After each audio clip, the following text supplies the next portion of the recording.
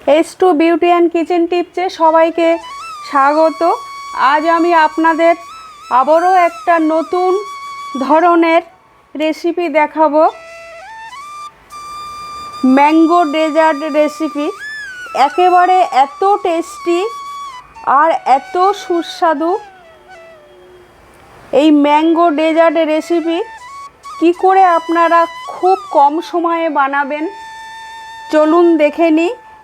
এই পাকা আমের সময় কি করে আপনারা এই সুন্দর আর টেস্টি ম্যাঙ্গো ডেজার্ট রেসিপি বানাবেন চলুন। আমি 2 পিস আম পরিষ্কার করে ধুয়ে মুখটা কেটে নিয়েছি, আর একটা আমের হাফ করে নিয়েছি, এটা আমার পরে লাগবে। এই আম দুটো এবারে আমি কেটে মিক্সার গ্রাইন্ডারে দিয়ে পেস্ট করে নেব।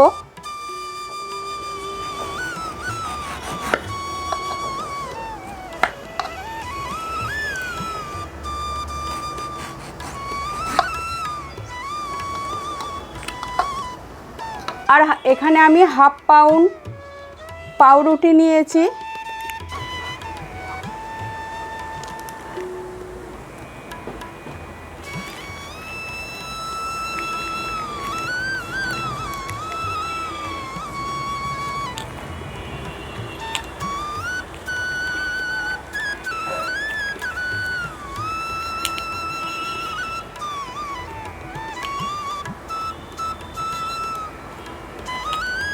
দেখুন এভাবে পরিষ্কার করে নিয়ে আমি পাল্প বার করে নেব।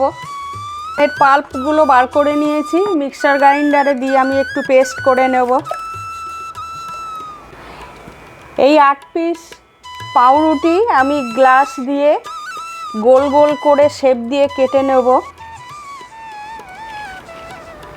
এই দেখুন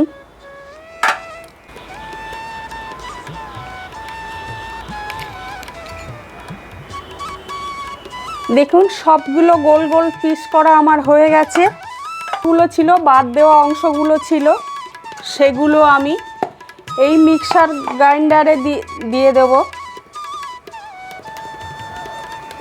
আমি পাল্পগুলো পেস্ট করেছি, ঢেলে দেব।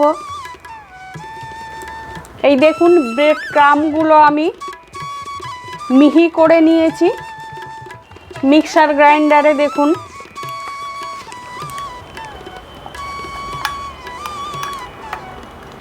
একটা বাটিতে আমি ঢেলে দিলাম। এখানে 500 দুধ আমি গরম করে নিয়েছি এবং ফুটিয়ে অল্প করে নিয়েছি। তার মধ্যে আমি এই 500 দুধ 3 ভাগ করেছি, এই 2 ভাগ আর এই একটা 3 ভাগ করেছি আমার লাগবে।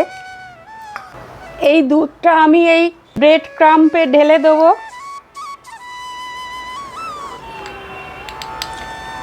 1 চামচ চিনি দিলাম, আর এই আমের যে পাল্পগুলো বার করেছি তাতেও 1 চামচ চিনি দিলাম। সামান্য একটু এলাচ গুঁড়ো দিয়ে দিলাম। চিনিটা ভালোভাবে মিশিয়ে নেব। চিনিটা আর এলাচ গুঁড়োটা আমার মেশানো হয়ে গেছে। এখানেও আমি চিনি আর দুধ দিয়েছি, সামান্য এলাচ গুঁড়ো দেবো। আমের এই পিউরি দিয়ে দেবো 4 চামচ।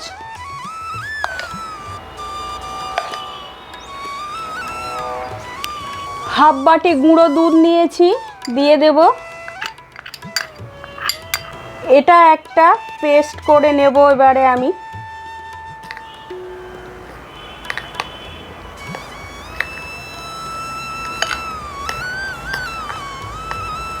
আমার এই ম্যাঙ্গো ডেজার্ট রেসিপিটা আপনাদের যদি ভালো লাগে একটা লাইক কমেন্ট করবেন, আর আমার চ্যানেলটা সাবস্ক্রাইব করে দেবেন।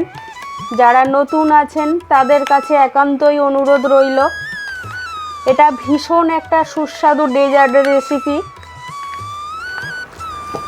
আমি আর বেশি লিকুইড দুধ দেব না, একটা পেস্ট করে নিয়েছি। এখানে যে একটা আমের দুটো সাইড কেটে রেখেছিলাম, আমি একটু কাট দিয়ে নেব এভাবে। এটা আমার লাগবে পরে।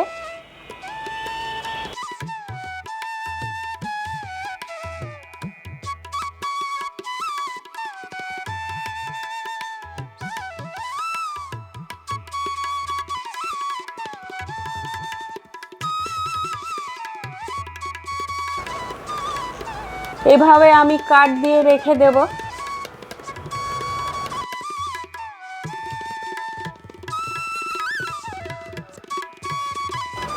আপনাদের কাছে অনুরোধ রইল বাড়িতে একবার এভাবে বানাবেন।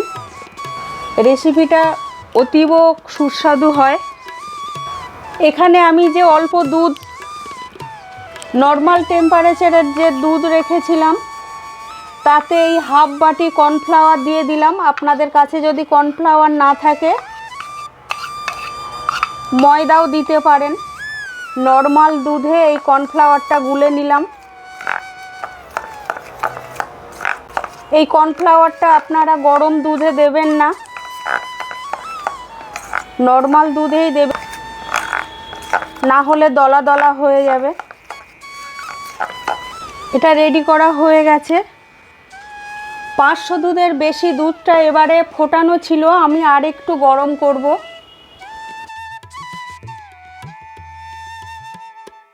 আমি এই দুধে 2 চামচ চিনি দিয়ে দেব। টোটাল আমার 4 চামচ চিনি লাগলো। 500 দুধ, 4 চামচ চিনি। এই কর্নফ্লাওয়ার দেওয়া দুধটা এবারে আমি ঢেলে দেব, দিয়ে কন্টিনিউ নাড়াচাড়া করব।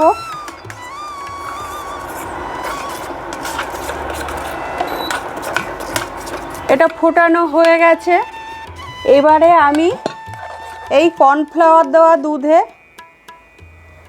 5 চামচ এই আমের পিউরিটা দিয়ে দেব।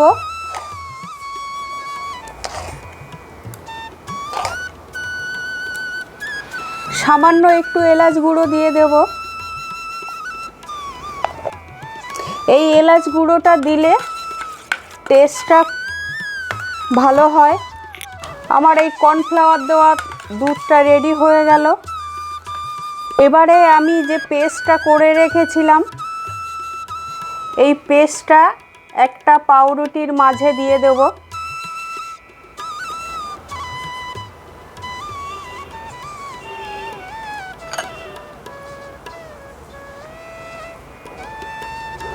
ভীষণ টেস্টি এই ম্যাঙ্গো ডেজার্ট রেসিপিটা,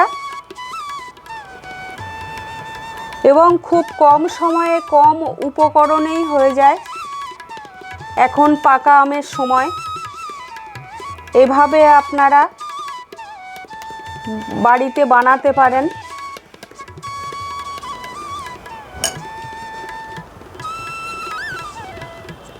এখন আর সামান্য একটু আছে।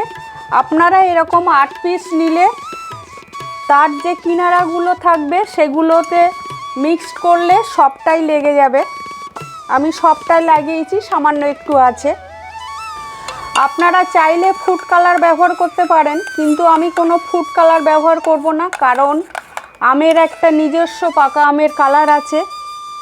এবারে আমি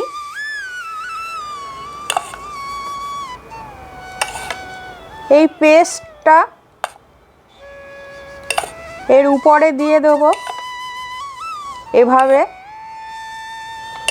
দেখুন লিকুইডটা আমার দেওয়া হয়ে গেছে। এবারে আমি গার্নিশিং করব। যে আমটা আমি পিস পিস করে রেখেছিলাম, দেখুন এই টুকরোগুলো এবারে আমি দিয়ে দেব। গার্নিশিংয়ের সময় ওপরে এই আমের টুকরোগুলো আপনারা দিয়ে দেবেন এইভাবে।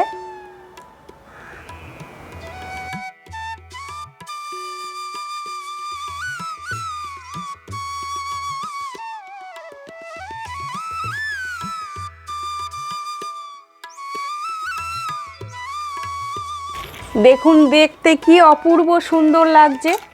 আর এখানে আমি ড্রাই ফ্রুট নিয়েছি, আমন্ড নিয়েছি আর পেস্তা নিয়েছি। এভাবে আমি একটু দিয়ে দেবো, ওপর থেকে ছড়িয়ে দিয়ে দেবো।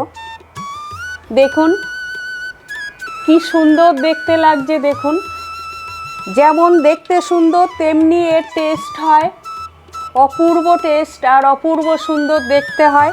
এইভাবে আপনারা বানিয়ে সার্ভ করবেন। আমার এই ম্যাঙ্গো ডেজার্ট রেসিপিটা রেডি হয়ে গেছে। আপনারা সবাই সুস্থ থাকবেন, ভালো থাকবেন।